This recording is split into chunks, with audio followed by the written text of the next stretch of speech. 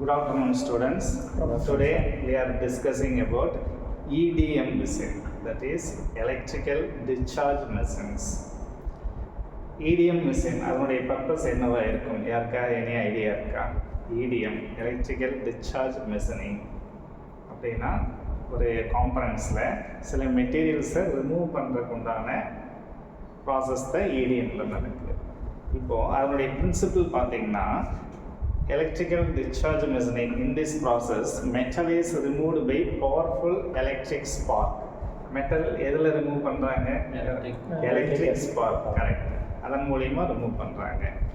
EDM also known as spark erosion machining. இந்த spark மூலிமா, தீப்பொறி மூலிமா அது எரேஷன் ஆகி வர்றங்காட்டிக்கு, மெட்டல் ரிமூவ் ஆகிறங்காட்டிக்கு இது ஸ்பார்க் எரேஷன் மிஷினிங் அப்படின்னு கூட சொல்லலாம். இப்போது அதனுடைய கன்ஸ்ட்ரக்ஷன் பார்க்கலாம். அதாவது EDM மிஷினுடைய construction. Work piece is held in the dielectric fluid. Work பீஸை ஓப்பனாக வைக்காமல் ஒரு டைஎலக்ட்ரிக் ஃப்ளூயிடுக்குள்ளே வைப்பாங்க. அது பேரஃபின், பெட்ரோலியம், அந்த மாதிரி சில இது இருக்குது. அடுத்தது positive terminal is connected with the work piece. Work பீஸில் பாசிட்டிவ் டெர்மினலில் கனெக்ட் பண்ணிடுவாங்க. Negative terminal is connected with, யாருக்காவது ஐடியா இருக்கா? Tool, correct. நெகட்டிவ் டெர்மினலை எப்பவுமே டூலில் கனெக்ட் பண்ணிடுவாங்க. பாசிட்டிவ் டெர்மினலை எதில் கனெக்ட் பண்ணுவாங்க? ஒர்க் பீஸில் பண்ணுவாங்க. ஓகே.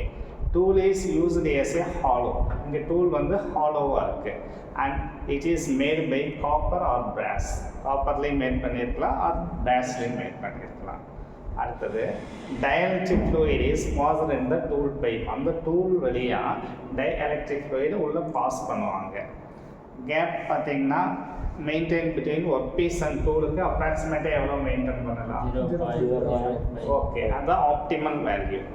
0.05 mm கூட கேப் மெயின்டைன் பண்ணிக்கலாம். ஒர்க் பீஸுக்கு டூலுக்கு உண்டான ஒரு கேப். அடுத்தது ஒர்க்கிங் எப்படின்னு கேட்டால், when the DC supply is given, electric spark is produced in the gap. Supply நம்ம கொடுத்தோம்னா அந்த கேப்பில் ஸ்பார்க் கிரியேட் ஆகும். எந்த கேப்பில் யாருக்கு ஐடியா இருக்கா? ஒர்க் பீஸுக்கு டூலுக்கு இன்பிட்வீன் உள்ள கேப்பில் நம்மளுக்கு ஒரு ஸ்பார்க் கிரியேட் ஆகுது. அந்த ஸ்பார்க் வந்து கிட்டத்தட்ட 1200 டிகிரி சென்டிகிரேடு. இப்போ நார்மலாக வாட்டர் வந்து மேக்ஸிமம் எவ்வளோ டிகிரி வரைக்கும் கொதிக்கும்? Any idea? 100க்கு மேலே அதுக்கு பாசிபிளே இல்லை, எவாப்ரேஷன் ஆயிடும். பட் இது 1200னா ஒரு ட்ரெமெண்டஸ் அமௌண்ட் ஆஃப் ஹீட்டு தான் அங்கே ஜென்ரேட் ஆகுது. Small area of the material is melted by this heat. இந்த ஹீட்னால மெட்டல் அப்படியே ரிமூவ் ஆகிட்டுருக்கு தேவைப்படுற இடத்துல, ரெக்வயர்ட் ஸ்பேஸில்.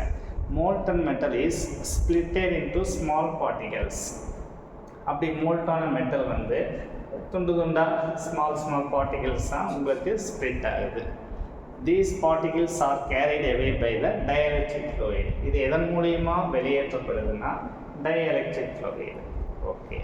Dielectric fluid is generally used are petroleum based hydrocarbon. அப்படின்னா பேரஃபினாக இருக்கலாம், வேறு என்னவா இருக்கலாம்? Any idea?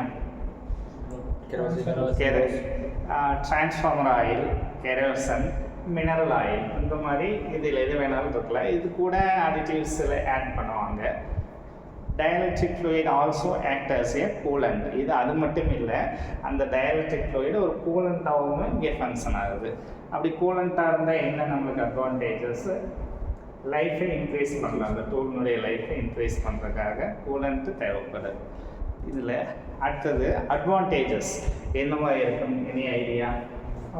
Fast process. இது வந்து ஒரு சில ஆஸ்பெக்டில் இது கண்டிப்பாக ஃபாஸ்ட் ப்ராசஸ் தான். ஒரு காம்ப்ளிகேட்டட் ஷேப்பு எல்லா பக்கம் ரிமூவ் பண்ணோம்னா இது ஒரு பெஸ்ட் ஆப்டிமலான ஒரு ப்ராசஸ். இது மற்ற சிஎன்சிகளெல்லாம் பாசிபிள் இல்லை, ஒவ்வொரு இடத்துலையும் இப்படி பண்ணிட்டு இருக்க முடியாது.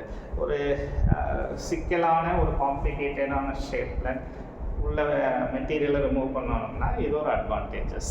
Conductive materials can be machined. கண்டிப்பாக கண்டக்டிவ் மெட்டீரியல் வேணும், ஏன்னா இங்கே டிசி சப்ளை யூஸ் பண்ணுறோம். Complex and irregular surfaces can be machined. அப்படியே சொன்ன மாதிரி தான் சிக்கலான ஒரு ஷேப்பே இல்லாத ஒரு ஸ்ட்ரக்சருக்கு மெட்டல் ரிமூவ் பண்ணோம்னா இது நம்ம தாராளமாக யூஸ் பண்ணிக்கலாம். இதில் டிஸ்அட்வான்டேஜ் அப்படின்னு எடுத்துட்டா என்னவா இருக்கும்? High electric power. நம்மளுக்கு பவர் அதிகமாக வேணும். நார்மலாக இந்த ப்ளக் பாயிண்ட்லலாம் எடுக்க முடியாது. ஏன்னா இது மேக்ஸிமம் 5 amps 10 amps அந்த மாதிரி தான் இருக்குது. இது 1200 டிகிரி சென்டிகிரேட்னா அதுக்குண்டான டிரான்ஸ்ஃபார்மர் செட், அந்த ஸ்டெப் டவுன் ஸ்டெப் டிரான்ஸ்ஃபார்மர்லாம் போட்டு தான் எடுக்க முடியும். Suitable only for conductive material. Supply use பண்ணுறங்காட்டிக்கு கண்டக்டிவ் மெட்டீரியல் தான் யூஸ் பண்ண முடியும். Square corners cannot be formed.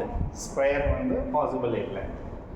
Applications பார்த்தீங்கன்னா ஸ்மால் ஹோல்ஸ் அண்ட் நாசில்ஸு இந்த மாதிரி it is use to machine hard and brittle மெட்டீரியல்ஸ்க்கு யூஸ் பண்ணலாம். Cutting of work piece, sharpening the tool and cutter இதுக்கு use பண்ணிக்கலாம். ஆஃப் பண்ணிட்டு இது எல்லாமே